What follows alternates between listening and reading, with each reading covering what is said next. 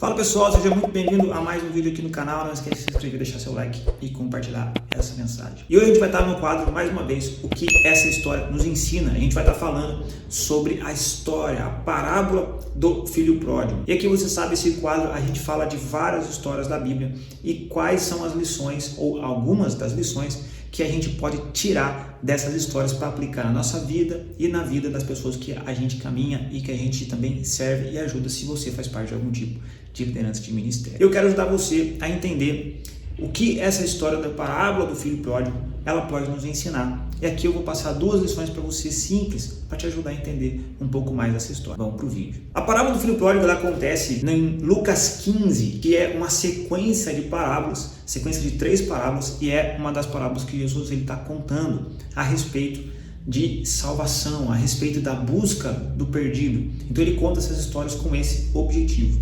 E essa parábola, se você não conhece, ela conta a história de 2 irmãos, um que pede a herança para o pai e vai embora e gasta toda essa herança com comida, bebida, festas e prostitutas, enquanto um outro irmão ele fica em casa, continua servindo o pai, continua trabalhando, mas ele acaba tendo o coração afastado do pai, mesmo não tendo ido embora. Então a gente chama ele do filho pródigo de casa, né? O filho pródigo que ficou.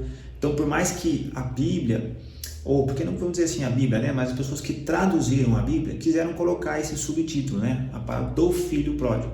Mas a verdade é que essa história conta a história de 2 irmãos. Jesus está falando sobre 2 tipos de pessoa. Por isso que ele conta essa história falando dos 2 irmãos. Porque um está relatando o perdido, o que está vivendo no pecado, no lamaçal, na destruição, prostituição, tudo isso que envolve a vida de pecado. Enquanto o outro está simbolizando os fariseus, os religiosos da época, que são os irmãos que ficaram em casa. São os irmãos que estão ali vivendo uma religião, vivendo as coisas santas, mas ter o coração afastado também do pai, cheio de orgulho, cheio de ego, cheio de inveja do outro irmão quando o irmão retorna para casa. Então essa parábola fala de 2 irmãos e não apenas de um. Eu quero passar para você, vamos ler um texto aqui de Lucas 15, o versículo 17, que vai dizer o seguinte: Então caindo em si, disse: Quantos trabalhadores de meu pai têm pão com fartura, e eu aqui morro de fome? Vou me levantar, irei com meu pai e direi: Pai, pequei contra o céu e contra ti, e não sou digno de ser chamado seu filho, trata-me como os seus trabalhadores comuns. E levantando-se ele foi ao seu pai, vinha ele ainda de longe, quando seu pai o avistou, compadecendo-se dele, correu, o abraçou e o beijou. Essa aqui já é o final da história, já é a parte final. E o que a gente pode entender aqui, eu quero que você se apegue ao versículo 17, em que ele diz: caiu em si. Essa é uma das partes que com certeza tem muito a nos ensinar. Uma coisa que eu aprendi nesses quase 10 anos liderando pessoas, né? Eu tenho mais ou menos uns 15 anos que eu sou cristão e uns 10 dele eu passo liderando pessoas. E uma das coisas que eu aprendi é que muitas vezes nós precisamos deixar as pessoas caírem em si. Eu não posso tentar fazer o trabalho do Espírito Santo tentando convencer eles a não desistir do seu casamento, tentar convencer eles a não ir para o pecado, abandonar a igreja, abandonar o ministério, deixar tudo para trás e viver uma vida de pecado em prol de ser feliz. E muitas vezes isso me deixava mal, eu ficava triste com isso. Mas uma das lições que essa parábola me ensina e eu quero passar para você é que muitas vezes nós vamos precisar deixar as pessoas cair em si. Deixar que o Espírito Santo a convença. Eu continuo orando por ela, continuo intercedendo. Quando eu encontro, eu as trato normal. Mas eu preciso deixar com que elas caiam em si. Eu não posso fazer isso por elas. E é isso que acontece com o filho pródigo. Ele vai embora, começa a gastar a herança dele com prostitutas e tudo mais.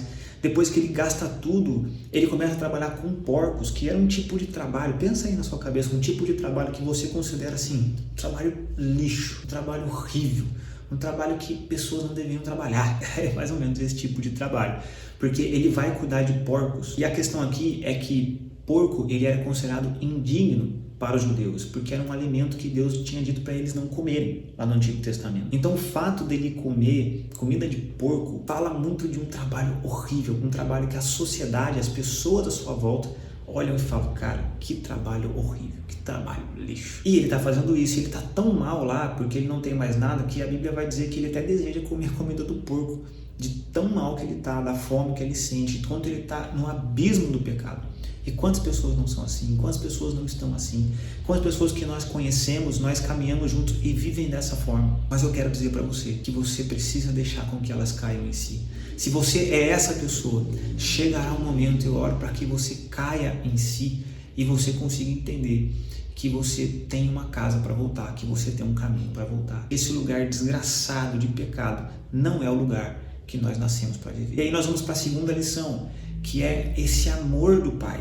O amor do Pai de que mesmo o filho tendo gastado toda a herança, mesmo o filho tendo vivido uma vida desgraçada, pegando a herança antes do tempo e usado tudo aquilo que Deus tinha para ele, vamos dizer assim, e gastado com o seu prazer, e gastado para si próprio, e gastado para ganhar riquezas, e gastado para qualquer outro tipo de coisa que nós consideramos hoje errado, ele é recebido de volta. E aqui é uma coisa que eu também aprendi com o tempo, liderando pessoas. É uma coisa que o Leandro sempre nos falou, o Leandro Barreto, que é o pastor da nossa igreja. Quando ele pastoreava aqui em Taubaté, tinha algo que ele sempre falava pra gente. Não importa se a pessoa está indo embora, não importa se ela está desistindo, o nosso papel é mostrar para eles que se ele quiser voltar, existe um caminho de volta. Você estará lá para recebê-lo. Se ele quiser voltar, se ele caiu em si, se ele se arrependeu dos seus pecados, você estará lá para recebê-lo. E aqui o pai, ele deixa claro que existe um caminho de volta. Quando o filho aparece lá na porteira dele, né? Imagina eu, na minha cabeça, eles criavam gado e tudo mais. Ele aparece na porteira e diz que o pai o vê,